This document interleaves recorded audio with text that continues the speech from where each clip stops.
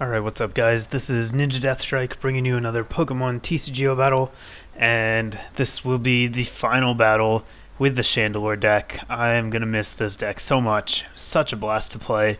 Wanted to get one more video with it. This is actually a deck I think I've shown my Chandelure deck facing a couple of times. You can see up at the top there, my opponent mulligans. He's got a handful of Psychic Energy. So right off the bat, I just assume this is going to be one of those Psychic decks that for some reason was really popular on TCGO, even though it's pretty bad, with Gardevoir and Darmanitan and probably Mewtwo. So yeah, I feel okay. Like, its stuff does have a lot of HP, but at the same time, like I said, the deck is really not that good, especially if you can keep keep Gardevoir off the field.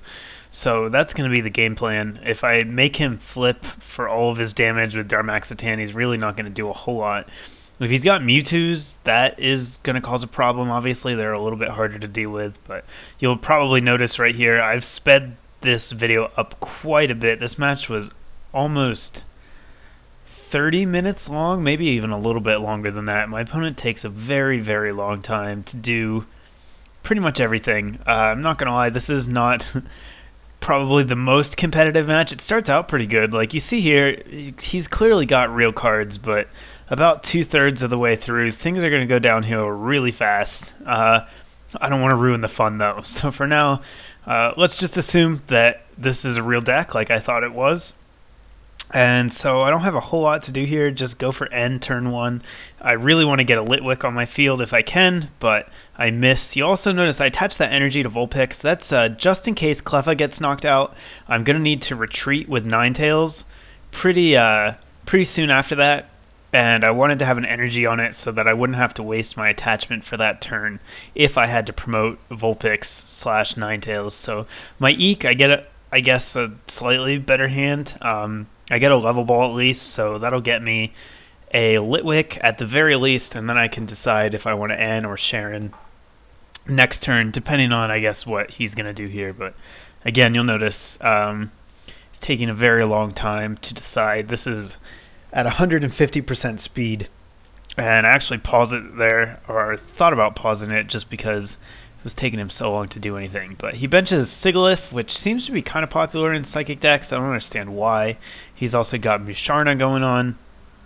We're going to hope that it's the good one and not the crazy sleep-inducing one that beat my Regigigas deck. And here comes Darmanitan too. So now we've got a great ball. This is kind of the first tip-off that maybe his deck isn't the highest quality, but I don't even think I noticed it in-game. I just assumed it was something else. But he actually gets a Gardevoir off of it, so that's nice for him. If he can get a Kirlia next turn, he should be in decent shape. But since I saw him grab that Gardevoir, that's definitely going to influence my decision about which supporter to play here. Makes N a lot more strong for me because I know for a fact that it's going to disrupt him a fair amount, so it'll probably be better to go for that. But he's going to think for a long time about what he wants to do here, and then he just passes. So Cleffa stays asleep. Not a huge deal since I have some hand here. I have something to do. So here you can see me antagonizing over whether to get Ninetales or Litwick. In the end, I decide that Ninetales is really the motor that gives this deck a chance to run, and so I'm going to go for Ninetales. And then I end before I Roast Reveal. A bit of a risk, but I mean, I've only played one energy, so chances are I'm going to be able to hit another one off of this end. So I do, in fact, and it's an awesome Roast Reveal. I get a Vulpix and a Litwick down on the bench. Go ahead and attach for turn, and that was a really strong turn for me. It would have been nice if Cleffa was awake so I could Eek again, but not really necessary since my hand is definitely looking pretty good for next turn. Even if I get taken out here, I should be okay because I have a pretty good chance to get something going, either another Ninetales or maybe even a Chandelure.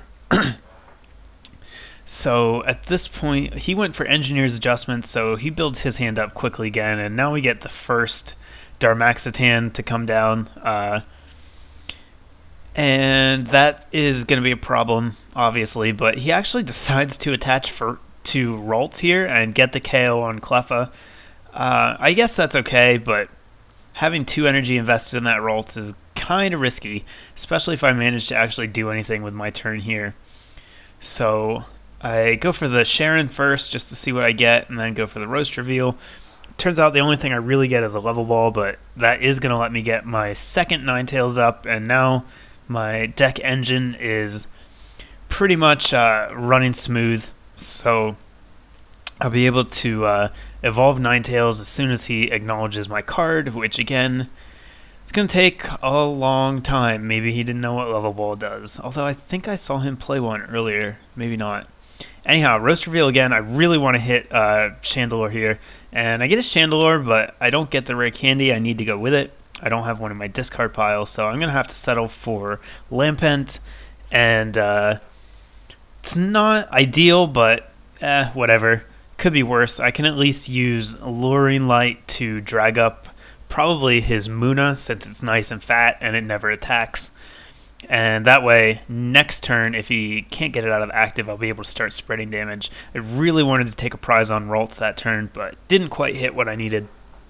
At least I know next turn I've got a guaranteed Chandelure, but that one turn was just enough for him to be able to evolve into Kirlia, and so now I could be facing a Gardevoir next turn, and that's going to make Darmaxitan a lot scarier. That attack... I mean, it's called Darmaxitan. I know the Pokemon's name is Darmanitan, but I call this one Darmaxitan because that's the only attack it really uses. No one uses Synchro Draw.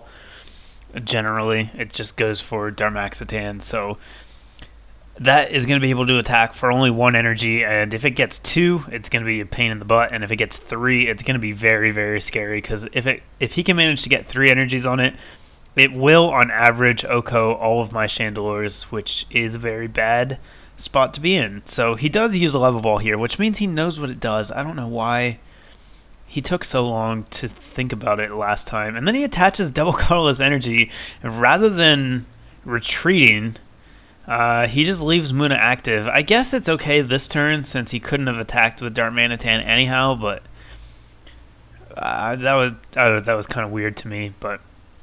whatever, I'm going to go ahead and get some energy back in my deck, and then I decide to go for an N. I don't really like my hand. Oh, maybe I don't. Okay, never mind. I'm going to stick it out and Roast Reveal some more. Okay. I guess I was thinking about N-ing just because his hand is so big, but I decided against it for whatever reason. And here we go. I hit a catcher. I hit a rare candy and Chandelure, so I've got that one going. What I'm looking for is a catcher. That's why I dug through so many cards in my deck.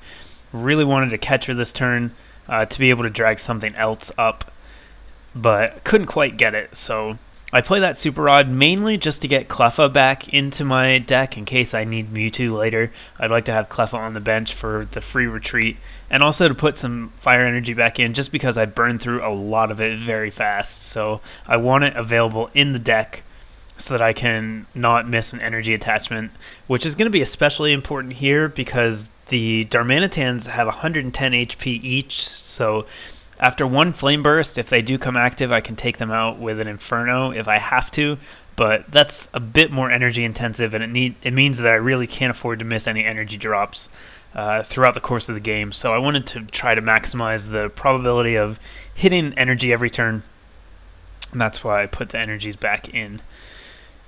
So here we go. He gets his first Musharna up. He decides to evolve the one on the bench, which is the right move. Obviously, the active one is not long for this world, so he just kind of gives up on it.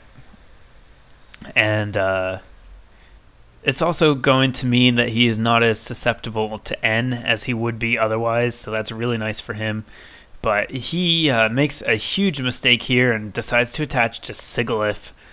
Why, I haven't the slightest idea, but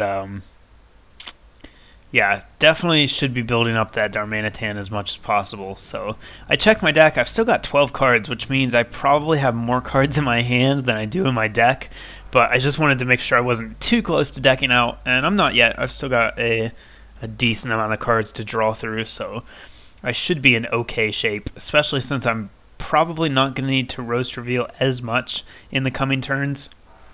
I'm really just trying to hit one of those catchers. You see they're both still in there. Just can't seem to draw into one despite drawing almost 10 cards per turn.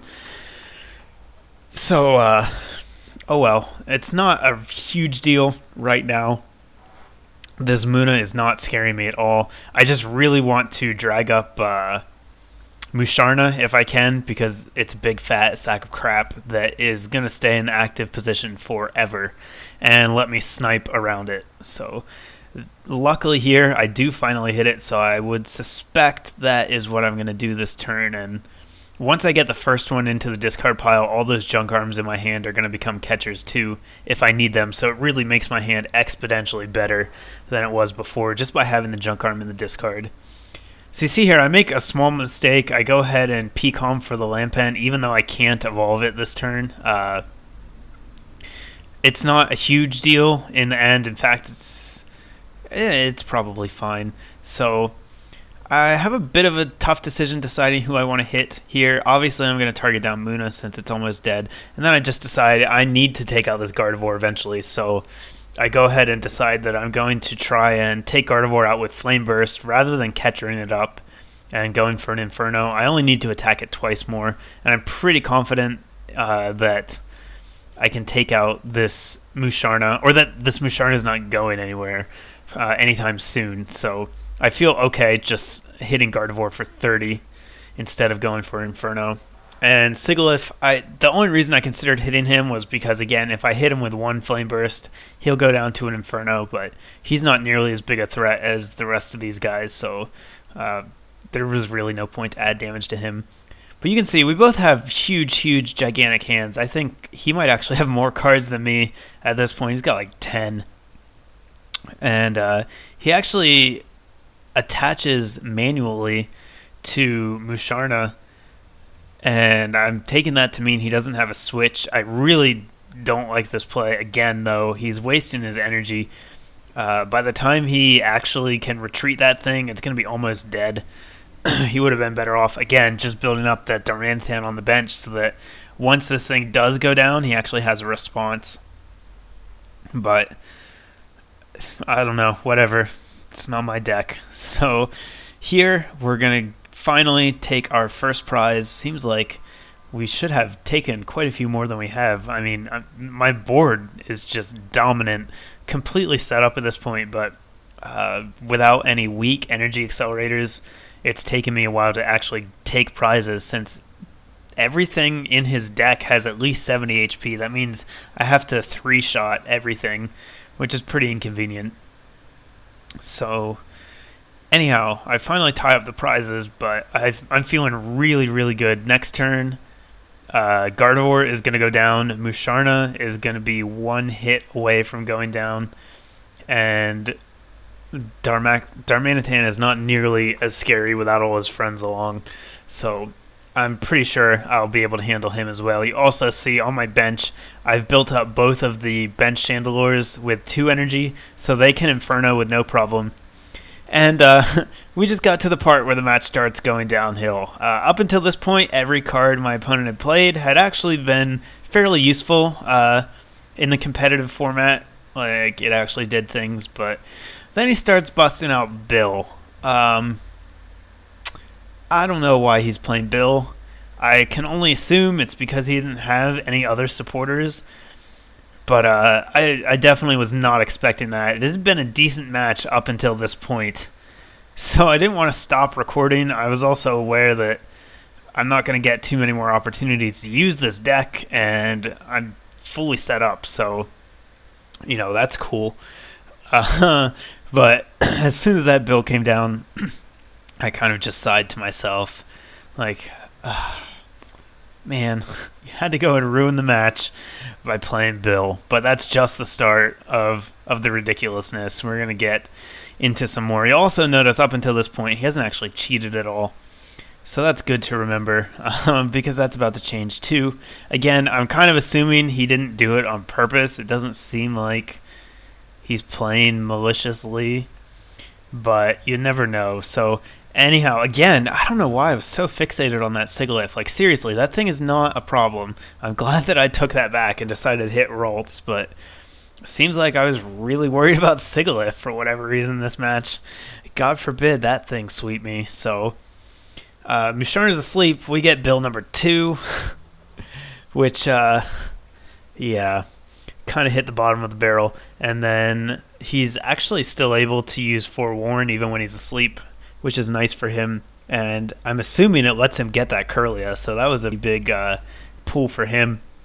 It means that Kirlia survives for one more turn, and now Regigigas comes down. So at this point, I started to get a little bit irritated, I guess is the word, because as most of you guys know, or probably know, and for those of you who don't, it should come as absolutely no surprise that Gardevoir does not work correctly. Besides being able to, besides not, there, I finally hit the Sigilyph. Besides not being able to rare candy into it, Gardevoir also doubles Psychic Energy for all Pokemon instead of just Psychic Pokemon. So here, he obviously knows that because he promotes Regigigas with 1 energy, meaning that if he got a Gardevoir here, he would have been able to attack for only 2 energy, which is cheating. He also attaches the Rocky Helmet, which is cheating again, because Rocky Helmet with any recoil move, if you damage yourself, Rocky Helmet activates and it adds damage to you too. So that means that his first attack, I think it's Giga Impact, is actually going to let him put 40 damage on himself, and that's going to power up Raging Hammer, which he can then use for only 2 energy thanks to Gardevoir. So yeah, it's always so hard to tell if these guys know what they're doing or not. I get the impression that he definitely did, because it just seems like too obvious of a move to promote that Gigas and then attach the Rocky Helmet when he clearly that is playing the Psychic deck. So now I've dragged up Sigilyph because it's the least threatening to me. I don't really want to drag Darmaxitan up and give him chances to attack, and I'm just not going to attack Regigigas. Screw that thing. Not going to play his game. Luckily, I'm able to take out Kirlia before it becomes Gardevoir, so he doesn't get to cheat, which is always good. And then he is going to attach to Gigas. He puts a DCE on, so that will let him attack legally, and go for the Giga Impact for 60, I believe. There's really no reason to go for 80. Oh, he actually goes for Black Belt, so maybe he is going to go for... Yeah, so he goes for the 80 damage. That does 120, and he damages himself for 40, I believe. So, unfortunately for him, I have Mewtwo in my hand, but I guess I don't have the DCE yet. So I can't quite revenge the Regigigas. I'm not sure if I'd be able to anyhow. And I don't want to risk going for the end since I would only get 2 cards. So I just say screw it. Catch her up the Darmanitan, which is not going anywhere with its huge retreat cost and only 1 energy. It has no potential to knock me out. Can't flip 4 out of 5 heads and knock me out like the last one did.